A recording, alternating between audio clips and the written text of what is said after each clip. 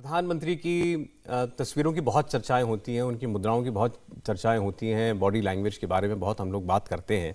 बहुत सारे मौके आए हैं जब वो एकाकी दिखाई देते हैं, लेकिन हर बार शायद कभी किसी उधेड़बुन में हो, किसी राजनीतिक उधेड़बुन में हो। अभी आपने जिक्र किया जैसे कभी कोई मौका ऐसा आया जब किसी देश के साथ हमारी कोई संबंध थे, वो किसी ऐसे मौके पर थे जहां बहुत टेंशन की सिचुएशन थी। लेकिन ये एक ऐसा मौका है जब एक बेटे ने अपनी माँ को खोया है और वो देख रहा है सामने अपनी माँ की चिता को जलते हुए। क्या विचार मन में उमड़ रहे होंगे। इस वक्त कोई भाव नहीं है कि वो देश का प्रधानमंत्री है, दुनिया का इतना बड़ा नेता है, उसके सामने जो है इतनी बड़ी सत्ता है, इतनी बड़ी ताकत है। उसके एक वाक्य पर क्या हो जाता है देश में, उसकी एक कलम से कितने किस्मत तय हो जाती हैं, करोड़ों का भाग्य तय हो जाता है। कोई विचार इस वक्त उसके मन में नहीं है, सिर्फ ये कि उसने आज अपनी माँ को खो दिया है किसी आम बेटी की तरह। तो आज नरेंद्र मोदी इस लम्हे में, इस क्षण में सिर्फ एक बेटे हैं, हीराबा उनकी माँ, जिन्होंने उनको जन्म दिया, जिन्होंने उनके जीवन को गढ़ा, वो आज नहीं रही, जिनको वो अपने जीवन की प्रथम गुरु मानते हैं। और ये बात उन्होंने खुद कही, हम इसकी चर्चा पहले कर चुके हैं कि कैसे एक विषय में उन्होंने ये चाहा कि अपने सभी गुरुओं का वो आदर करें, और उसमें उन्होंने अपनी माताजी को आमंत्रित करना चाहा। उनकी माताजी ने मना कर दिया उस कार्यक्रम में जाने से।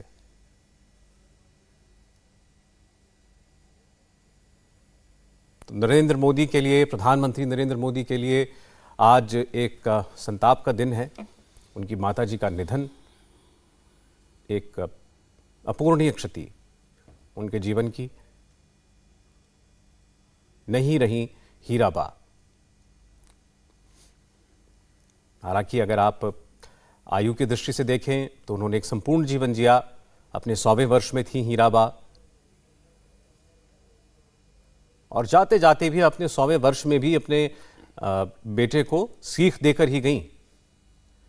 इसी वर्ष जून महीने में जब उन्होंने अपने 100वें वर्ष में प्रवेश किया, प्रधानमंत्री वहां गए थे उनके जन्मदिन पर शरीक होने के लिए इस अवसर पर, तो उनसे उन्होंने कहा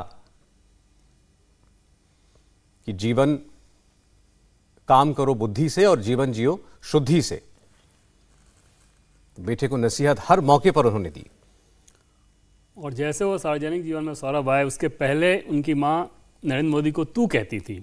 जब वो सार्वजनिक जीवन में आ गए उसके बाद उन्होंने तमे कहना शुरू किया। तमे का मतलब ये आप कहा जाता है। तो आप समझ सकते हैं कि एक माँ के लिए भी कितना मुश्किल होगा कि जब वो ये कह रही हैं कि अब तू देश का है, तो देश का है, तो अपने आप को भी उन्होंने एक माँ के तौर पे डिटैच कर लिया, पीछे कर लिया, ताकि माँ और बेटे के बीच जो बॉन्डिंग होता है वो सार्वजनिक जीवन के उनके काम में, उनकी जिम्मेदारियों में कहीं कोई बाधा ना पड़ जाए, इसका ध्यान उन्होंने इस कदर तक रखा कि उसके बाद जितनी बातचीत होती थी वो हमेशा तू के बजाय उन्हें तमे कहती थी, मतलब आप कहती थी। मतलब वो एहसास कराती थी कि अब तुम क्योंकि देश के हो तो देश की ही प्राथमिकता हो। और जब उन्होंने कोई बात कही तो उन्होंने ये कहा कि भले ही मेरे शरीर ने तुम्हें गढ़ा है, लेकिन तुम भगवान की देन हो देश की सेवा के लिए। और सबसे पहले उनकी ये माँ थी जिन्होंने उनके नरेंद्र मोदी के इस फैसले पे मुहर लगाई जब उन्होंने कहा कि मैं पारिवारिक जीवन से अलग, परिवार को छोड़ के देश सेवा के लिए निकलना चाहता हूँ, सार्वजनिक जीवन के लिए निकलना चाहता हूँ। और जब उन्होंने इस बात को कहा, जाहिर तौर पे तब किसी को कुछ आइडिया नहीं था कि वो क्या करेंगे, क्या वो मुख्यमंत्री कभी बनेंगे, कभी देश के प्रधानमंत्री बनेंगे। आप सोचिए कि एक तरह से वो एक अंधकारमय भविष्य की तरफ जाने की बात कर रहे थे, फिर भी उनकी मां ने इस बात पर मुहर लगाई। प्रधानमंत्री नरेंद्र मोदी ने यह बताया था कि उनके पिताजी इस बात को लेकर, फैसले को लेकर पहले सहमत नहीं थे, बाद में वो सहमत हुए। लेकिन एक माँ जिसके लिए सबसे बड़ा मुश्किल ये फैसला हो सकता है कि उनका अपना बेटा ये कहे कि अब वो परिवार से दूर सार्वजनिक जीवन के लिए जाना चाहते हैं, लेकिन उन्होंने इस बात पर मुहर लगाई।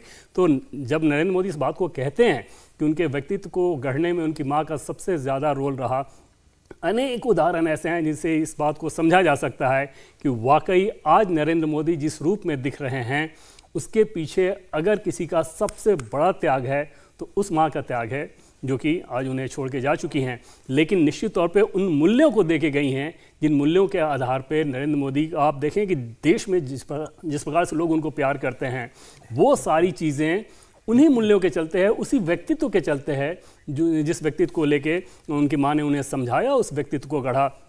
अनेक फैसले ऐसे रहे हैं, जब आज उन सारे फैसलों को याद किया जाए और समझा जाए तो समझ में आता है कि उसका जो मूल है वो मूल उसी झोपड़पट्टी वाले घर में है, जो कि बचपन में नरेंद्र मोदी ने अपनी माँ को देखते हुए, संघर्ष करते हुए, सेवा, त्याग, तपस्या, इन मूल्यों को समझते हुए, ईमानदारी की बात समझते हुए, इन सारी चीज़ों को समझते हुए अपना बचपन गुजारा और फिर उसके बाद उन्हीं मूल्यों के आधार पर अपने सार्वजनिक जीवन को जिया। जो व्यक्ति इतने सालों से, 2 दशक से ज़्यादा समय से इतने प्रभावशाली पद पे हो, उसके बावजूद उसके ऊपर एक दाग ना लगे, अंदाज़ा लगाया जा सकता है कि किस कठोर अनुशासन के साथ उनके व्यक्तित्व को गढ़ा गया है और उसी अनुशासन के साथ वो अपने काम को करते हैं और उसी डिटैचमेंट के साथ, जहाँ पे किसी को व्यक्तिगत फ़ायदे के लिए अपने पोजीशन का इस्तेमाल ना किया जाए, भले ही वो उनका परिवार क्यों ना हो।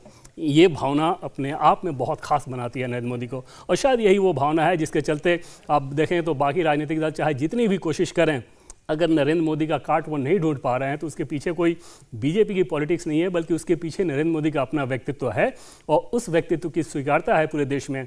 और वो व्यक्तित्व जिसने गढ़ा, आज वो उनको छोड़ के जा चुके हैं और समझा जा सकता है कि नरेंद्र मोदी के लिए आज दुख की कितनी बड़ी घड़ी है। इंडिया टीवी हर वक्त हर जगह डाउनलोड करने के लिए सर्च करें India TV news Google play store या ऐप स्टोर पर।